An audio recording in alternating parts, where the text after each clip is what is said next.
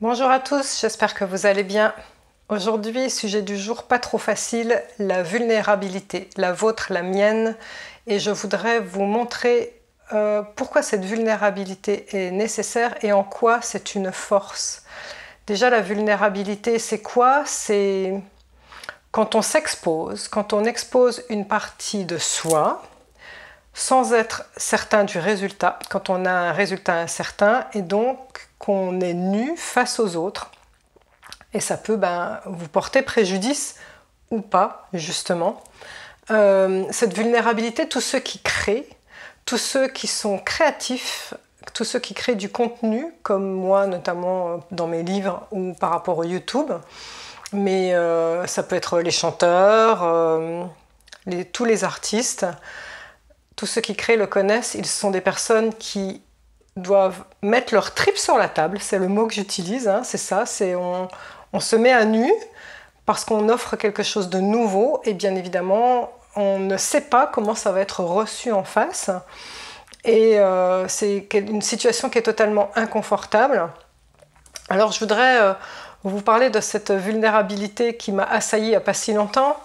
Elle a commencé notamment quand j'ai fait, pendant le confinement, un YouTube qui s'appelle « Vous allez devoir faire des choix ». Alors j'avais conscience qu'en faisant ce YouTube, c'est un YouTube qui me rendait très très vulnérable parce que c'est un YouTube qui a repoussé mes limites très très loin. Ce n'est pas que un YouTube qui parle de spiritualité, mais je m'engageais personnellement sur des sujets très très délicats et dangereux parce que des personnes ont reçu des menaces en mentionnant ces sujets, notamment sur les vaccins. Moi-même, j'ai reçu des menaces aussi. Et donc, c'est premièrement un sujet qui vous expose par rapport à l'ombre, mais qui vous expose à la critique d'autres personnes. Et ce jour-là, comme je savais que c'était un peu compliqué, j'ai supplié mon chéri pour la première fois, avec qui je suis depuis plus de 2 ans, je lui ai dit viens me soutenir, viens à côté de moi. Et donc j'ai fait ce YouTube où je parle notamment de l'ombre et des ressorts qu'elle a pour manipuler les gens avec la présence de mon chéri. Et je ne voulais pas regarder les commentaires. Je sais qu'il ne faut pas regarder les commentaires quand on est sur des sujets un peu glissants parce que bien évidemment il y a toujours des personnes pour vous attaquer. Et par contre, mon chéri qui n'est pas aguerri par rapport à ça, puisque lui il ne fait pas de YouTube, il les a regardés. C'était la première vidéo sur laquelle il s'exposait, il a voulu savoir ce que les personnes pensaient. Et là, il est tombé sur quoi? Il est tombé sur des personnes qui disaient Sandrine a bien changé depuis que cet homme est à ses côtés, elle est transformée, je regrette la personne qu'elle était avant, elle se fait manipuler. Alors que je lui avais juste demandé d'être à côté de moi pour me soutenir moralement, donc il m'a manipulée. Ce n'est pas mes mots que j'ai sortis, dixit certaines personnes. Il y avait même une personne qui a surenchéri derrière en disant, comme quand il était là dans mes conférences qui s'appellent Faire le grand saut et que mon chéri a fait le grand saut, je lui avais demandé en fin de conférence de venir témoigner pendant 10 minutes. Une personne s'est même payé le luxe de dire oui, je n'ai pas aimé cette conférence parce qu'il était là.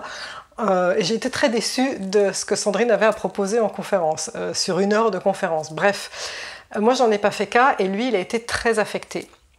Donc, les YouTube suivants, je lui disais allez viens fais-les avec moi, il me disait non et on a fait beaucoup de YouTube pendant le confinement, de YouTube de soins, de soins et de méditation. Je ne sais pas si vous en souvenez, on était tous en groupe, on se connectait tous à la même heure le dimanche à 18 h et je voulais absolument qu'il ne reste pas sur ces mauvaises impressions on va dire.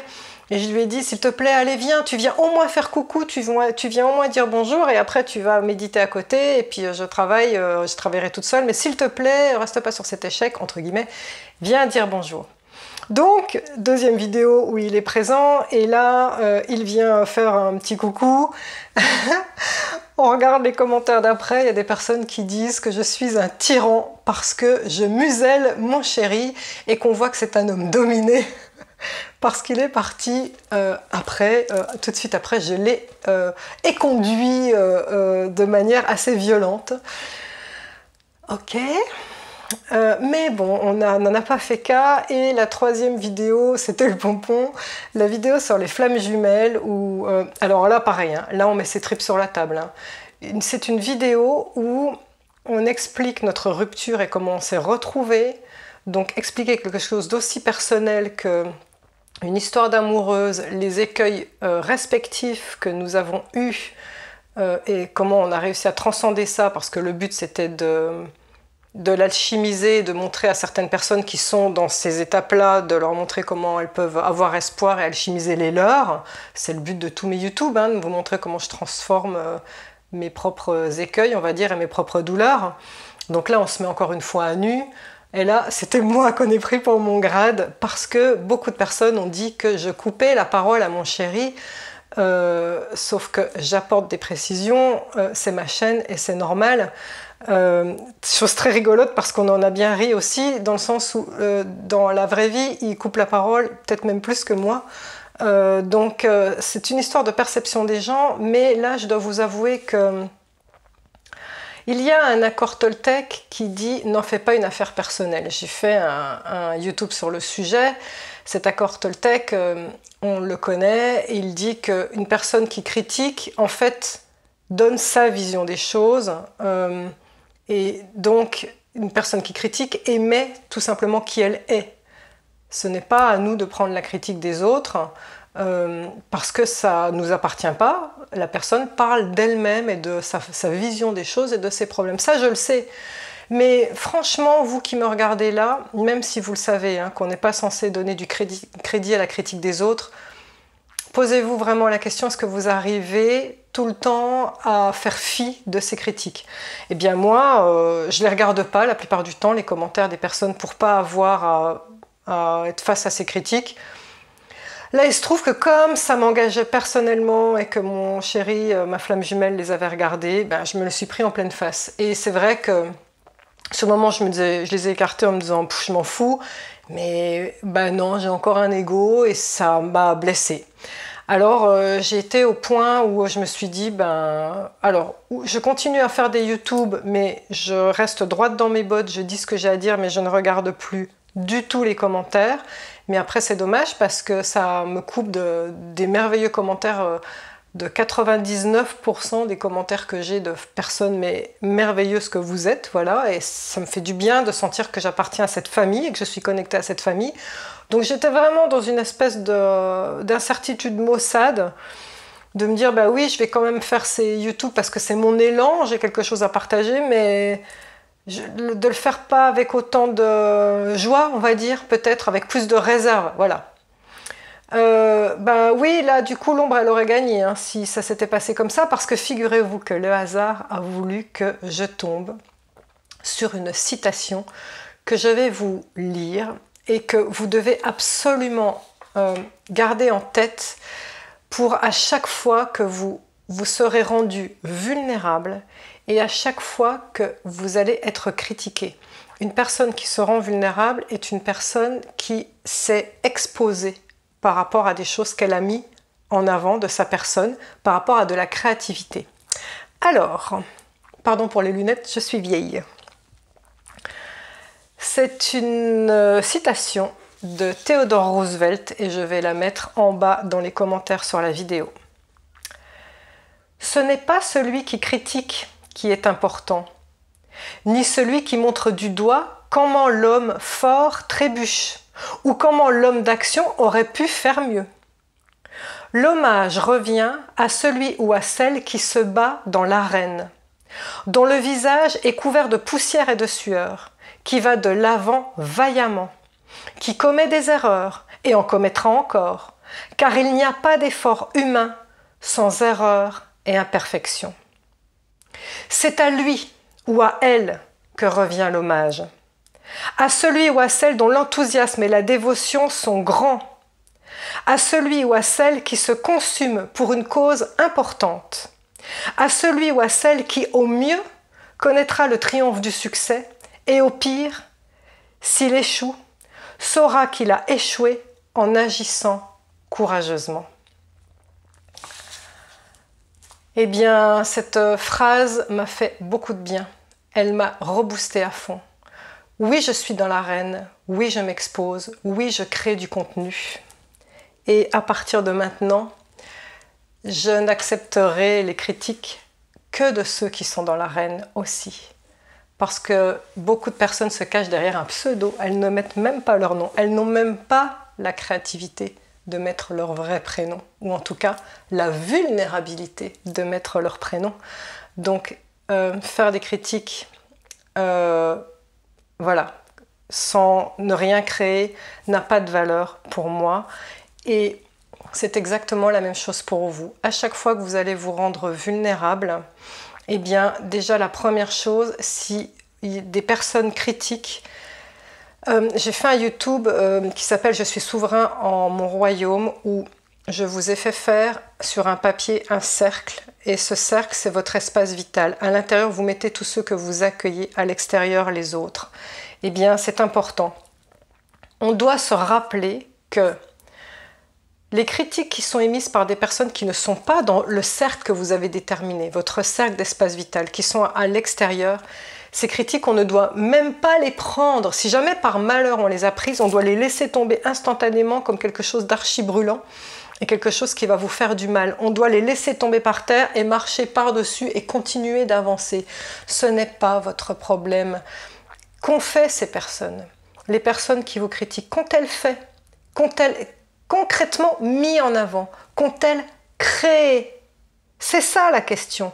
Parce que si vous êtes critiqué parce que vous vous êtes exposé et que vous avez mis les tripes à l'air, mais c'est vous qui avez eu le courage d'avancer. C'est vous qui avez eu le courage de sortir quelque chose de nouveau, de créatif. Et rien que pour ça, vous ne méritez que des éloges. Maintenant, de s'être exposé, il peut y avoir deux options. Il peut y avoir l'échec. L'échec, oui, mais un échec tout à fait relatif. Parce que on apprend de ses erreurs. Finalement, je crois que j'ai une autre phrase à vous dire. Relunette, pardon.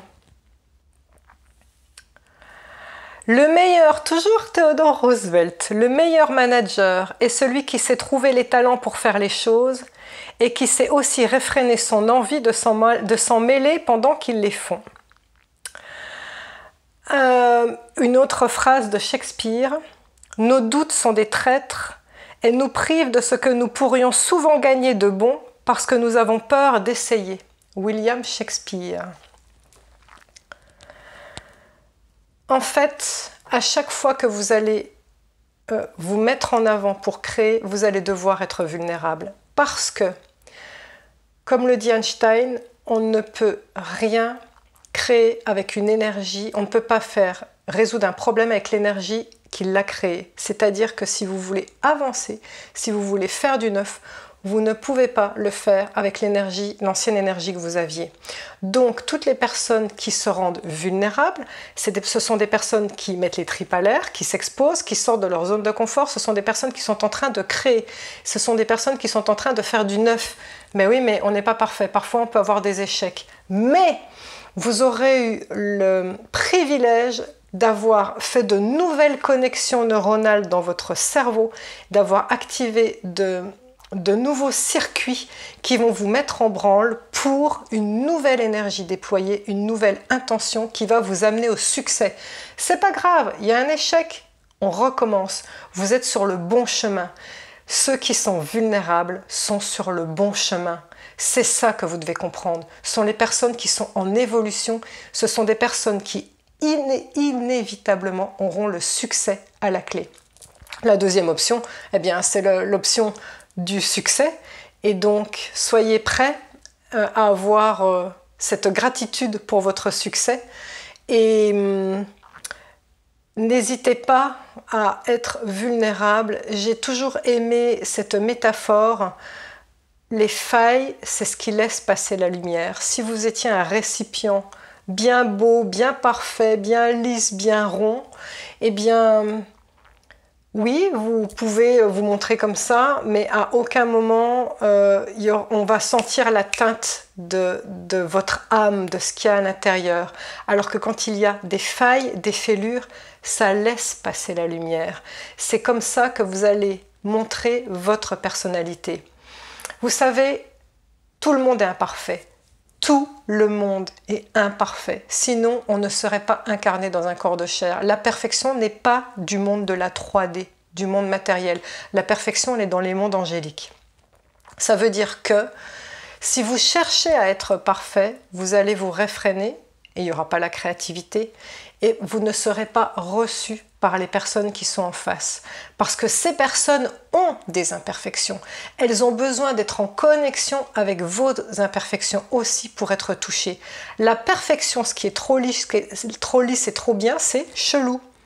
Vous ne toucherez personne en étant dans la perfection.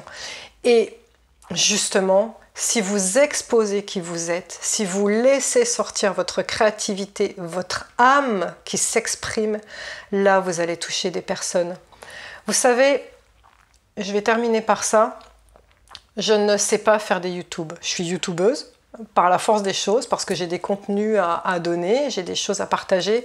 Je ne sais pas faire des YouTube, je ne sais pas si vous aurez remarqué, mais de bout en bout, j'appuie sur le bouton On, et j'appuie encore une fois sur le bouton off à la fin, il n'y a aucun montage. Et je suis portée par votre amour, je suis portée par l'univers, j'ai énormément d'abonnés, vraiment énormément d'abonnés, j'ai bien dépassé les 100 000. Et je vois des personnes youtubeurs qui plafonnent à 10 000, 20 000 depuis des années et des années. Et souvent je me dis, mais comment ça se fait? Pourquoi? Et qu'est-ce que je remarque? La première des choses, c'est que ces personnes font des montages et leur vidéo est coupée toutes les 10 secondes, 20 secondes. Parce que ces personnes veulent être parfaites. Et bien cette perfection vous dessert parce que vous ne livrez pas votre âme. Ce n'est que mon avis, mais je pense. Cette volonté de trop bien faire fait que vous ne livrez pas votre âme et vous ne livrez pas qui vous êtes. Et c'est ce qui n'est pas perçu, justement. Vous êtes toutes des belles personnes, vous êtes toutes des belles âmes et vous méritez de rayonner et de briller qui vous êtes.